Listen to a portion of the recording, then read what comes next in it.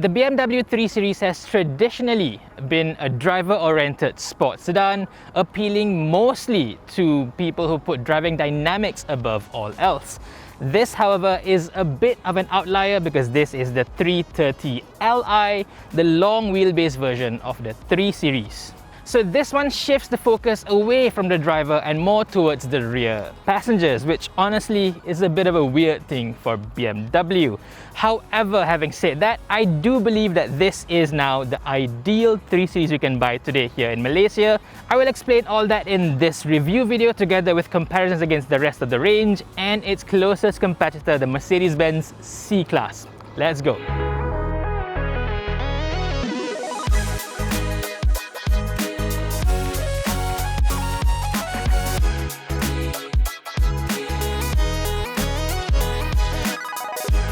First things first, the pricing. The BMW 330 Li goes for about 290,000 ringgit, but that's with the base 2-year warranty. Obviously, you want to upgrade to the extended 5-year coverage plus service package that goes up to 305,000 ringgit. So that makes it just slightly more than the normal length 330i M Sport Runout Edition and about 50,000 ringgit more than the base 320i. But crucially, this is still about 30,000 less than the Mercedes C300. Now, just in case you're wondering how to refer to this car, this is technically the G28 3 Series. Now, the G20 is the basic sedan, G21 is the touring, going up to G22, that is the 4 Series Coupe, and G23 is the 4 Series convertible.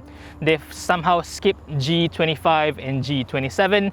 G26 is the BMW i4, and then this is now the G28 BMW 3 Series long wheelbase. Yeah, a long one. Now, if you're still with me, let's talk about the main difference about this being the long wheelbase version. The gap between the front and rear axles have been stretched by a whole 110 millimeters, with all the extra length put on the rear door section. The good thing is, most people won't even notice this unless you are extremely familiar with the 3 Series or just a little bit anal with cars like I am. For the most part, this looks like a very normal looking 3 Series, which for a long wheelbase car is a good thing. It looks like a normal car, not an overly elongated car of a standard version, which a few long wheelbase cars do tend to look like. But if you look really closely, you can notice a few awkward lines. The character line over the bottom half of the rear door kind of sweeps up in a bit of a weird angle compared to the front door. But beyond that, yeah, I think this car looks great. Moving on, visually, you are more likely to notice the different set of alloys on this car. This has its own unique M Sport 5-spoke design with something that looks sort of like tuning forks, if you ask me. To my eyes, these definitely look better than the usual multi-spoke we've seen on the 30i. However, if you are indeed a 3 Series expert, you will notice that behind the wheels, this car runs the standard, smaller, unpainted brake calipers instead of the uprated blue M Sport calipers in the 30i. The ride height is also very slightly higher than the 30i because this runs the standard comfort suspension that was previously in the 20i. This does not get the much stiffer and lowered M Sport suspension. Moving on, the rest of the car looks pretty much the same as the regular old 3 Series that we all know and love. Although for some reason, the Li version here misses out on the front fog lamps that are available in other versions. But to be honest, I think that looks just fine. But I do have to mention that this is still the pre-facelift 3 Series. The updated version has already been unveiled globally and it should be coming to Malaysia in the very near future. If you're looking to buy a 3 Series today, well, you should consider waiting a little bit more, I think. Around the back, this car looks pretty much identical to the standard car except for two things: the Li badge, of course, and the exhaust pipes. Me myself, I think I prefer this look. It looks good, it looks neat, and of course, these are real pipes with real holes, unlike, the fake ones in Mercedes-Benz's. BMW purists, however, may prefer the straight round pipes. Which one do you prefer? Let me know in the comment section below.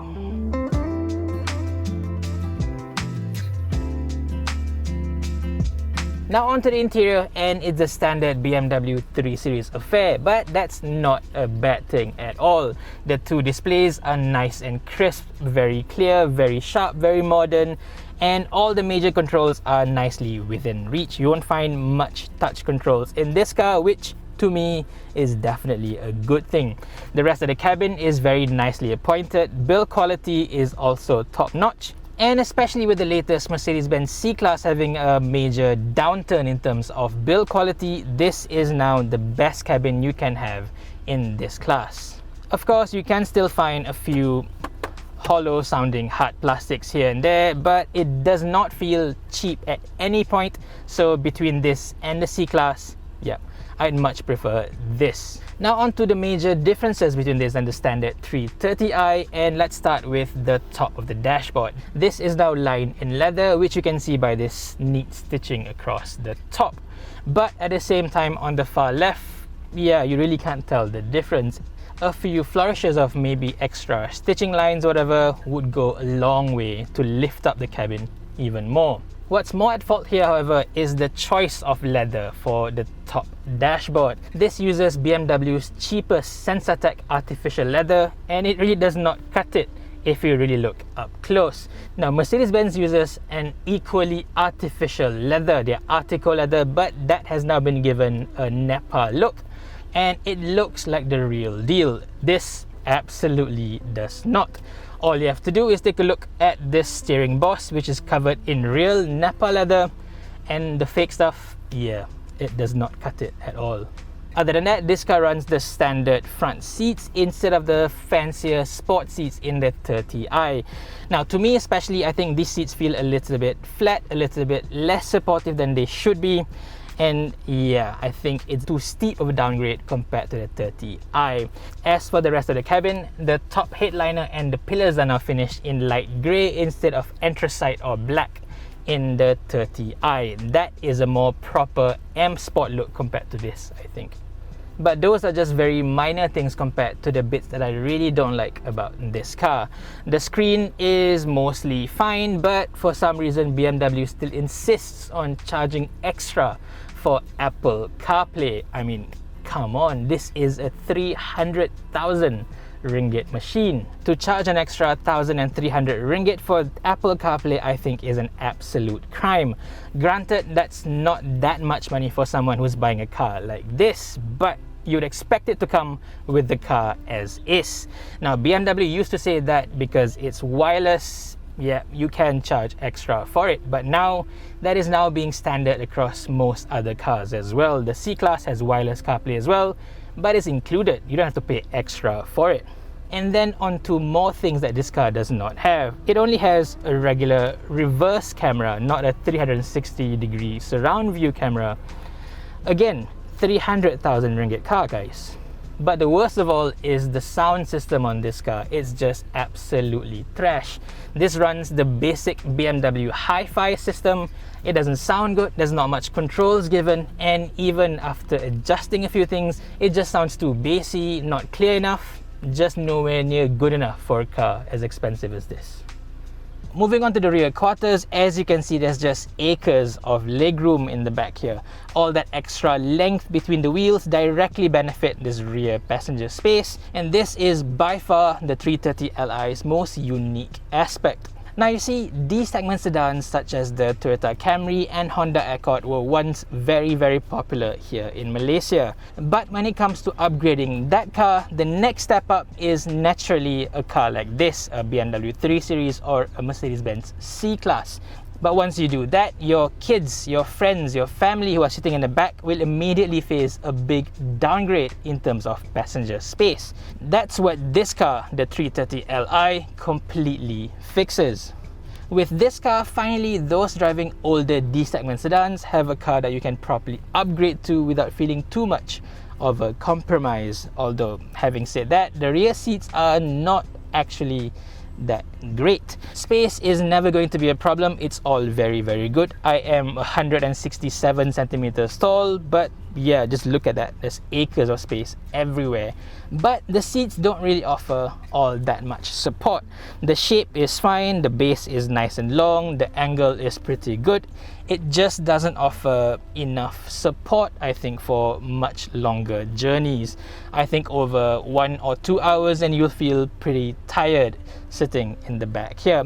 It also doesn't have much features in the back here. You'd expect for a car that is focusing on rear passengers, you would get rear window blinds or, you know, blinds at the back, but this car has neither.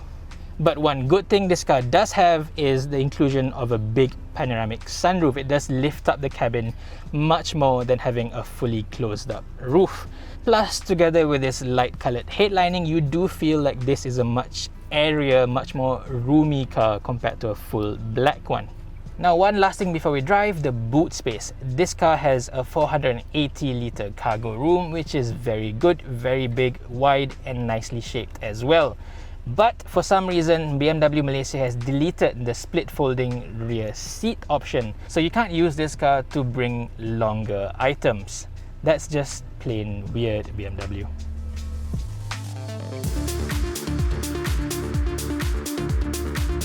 Alright guys, now it's finally time to drive the BMW 330 Li with an extra added focus on the rear seat plus comfort-oriented suspension.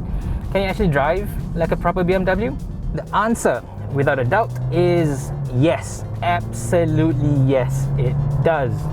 Now, up front is the standard BMW 2-litre 4-cylinder turbocharged engine. This makes 258 PS and 400 Newton meters of torque. It sends power to the rear wheels, this being a proper BMW, no 4MATIC here, and it gets from 0 to 100 in about 6.2 seconds. This is through an 8-speed sport automatic transmission. Let's talk about the engine first because it is an absolute gem, the very best of its kind, I think. This is super smooth, very refined, super powerful, and very fuel efficient. It pretty much covers all the major grounds. Starting with performance, it is both effortless and explosive depending on what you call from it. At a cruise, it is whisper quiet to the point where you start noticing pretty much all other noises, from road noise to wind noise, but more on that later.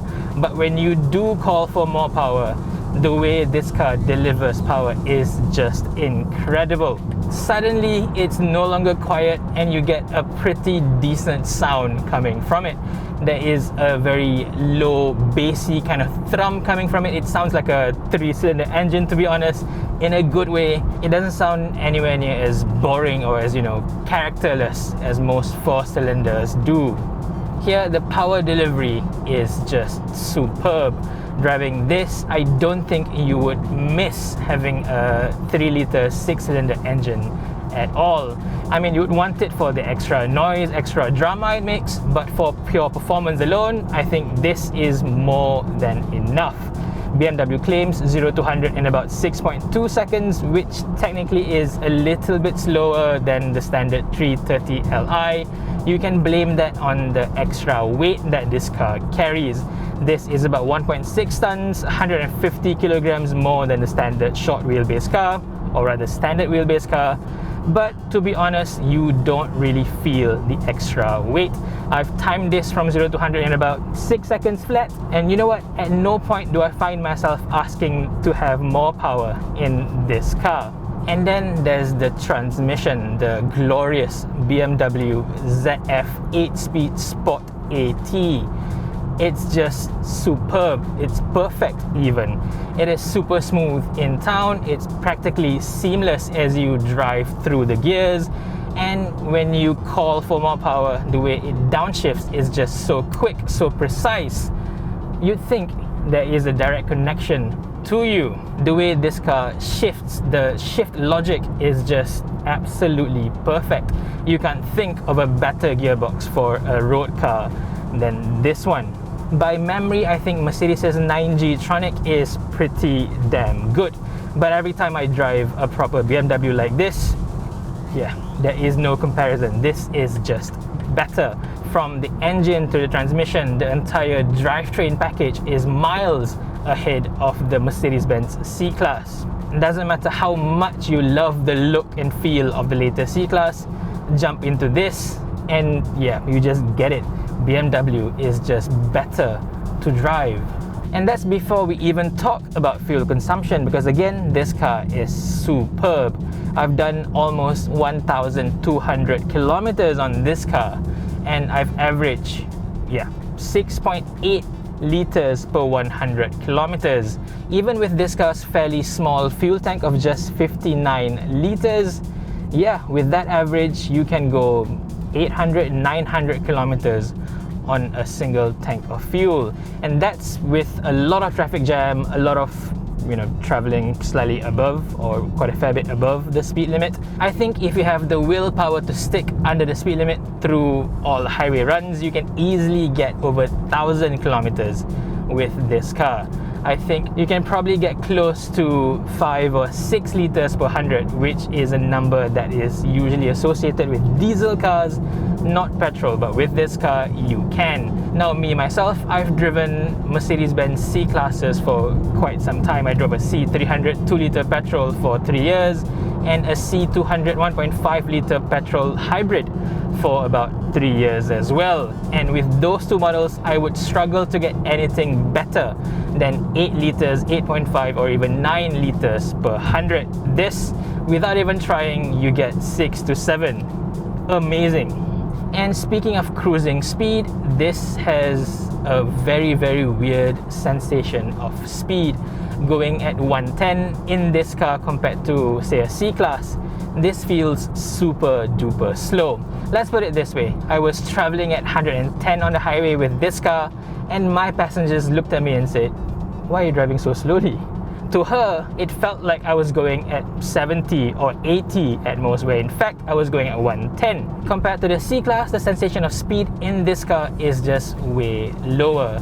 You can go up to 140, 150 in this car, and it will feel as comfortable or as effortless as the C-Class does at 110. In this car, you just cruise along enjoying the effortless power, the super smooth gearbox, and before you know it, you're doing 130, 140, 150 and overtaking pretty much all other cars on the road. Yeah, it just happens. It's not my fault, officer. But now let's talk about ride quality, and this is where the latest 3 Series has somewhat fallen behind the C-Class, especially the ones with M Sport suspension. The 330i is a wonderful car, but to me it's absolutely spoiled by its stiff M Sport suspension. It's just way too hard, way too stiff for a normal 3 Series. It's almost as if they've put on an M3 suspension into the regular 3 Series. That's how stiff I thought it felt. That's precisely why I much prefer the base 320i over the 330i. The standard comfort suspension is a much better compromise overall, I think, because it just felt much smoother on the road while still delivering enough panache, enough body control to make it drive like a real BMW. In this car, the combination of the higher powered 30i engine together with the comfort suspension, it's a perfect match in heaven, I think. Finally, here you get to enjoy BMW's supremely efficient and powerful engine together with a much more manageable chassis, something that both you and your passengers can enjoy day in and day out.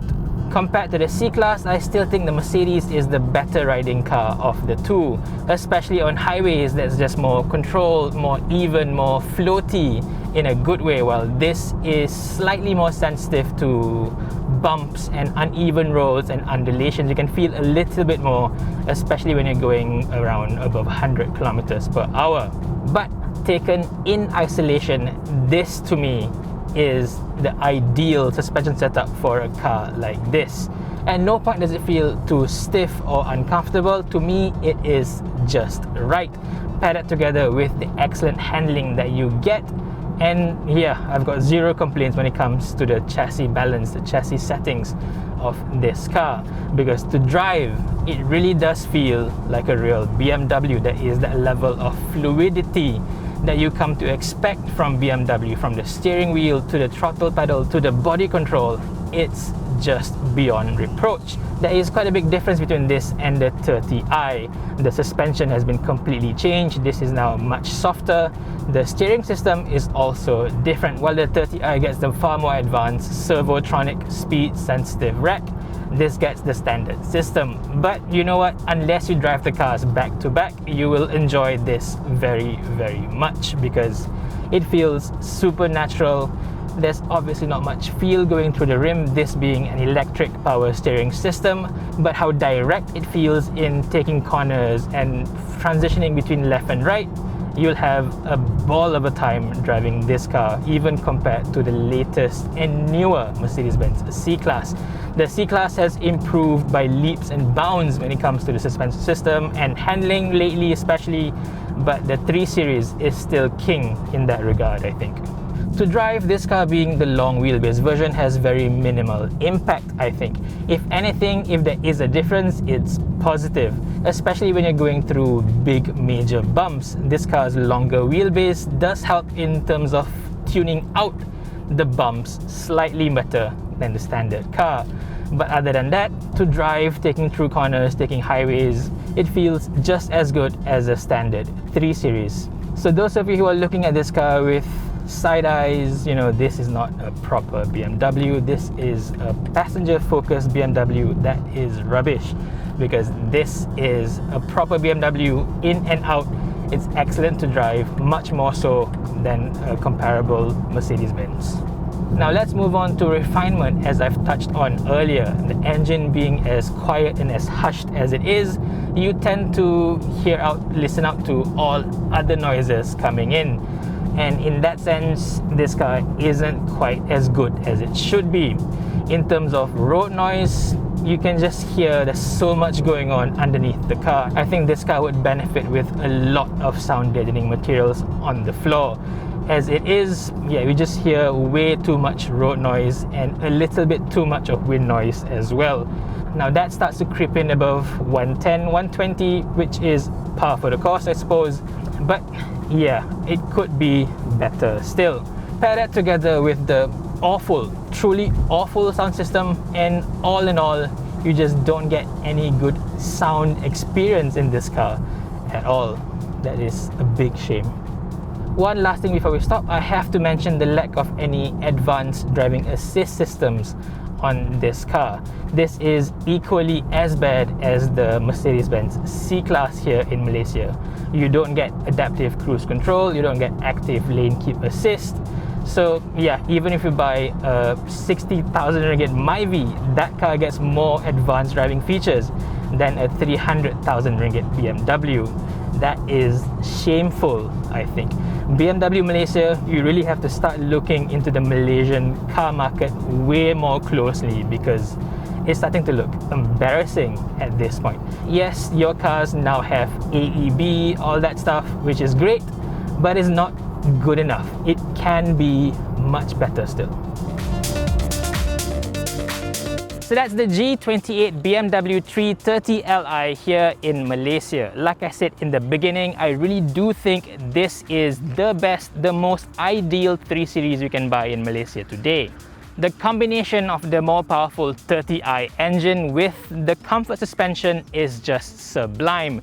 It's far more comfortable now for you and your whole family to enjoy, and crucially, it still drives like a true blue BMW. Objectively, this is still a better car than the much newer, much flashier Mercedes-Benz C-Class. But having said that, this car is far from perfect. It still misses out on quite a few features and equipment that I think should be standard for a car like this. Things like a premium audio system, Apple CarPlay, 360 cameras, power boot, and obviously more advanced driving assist systems.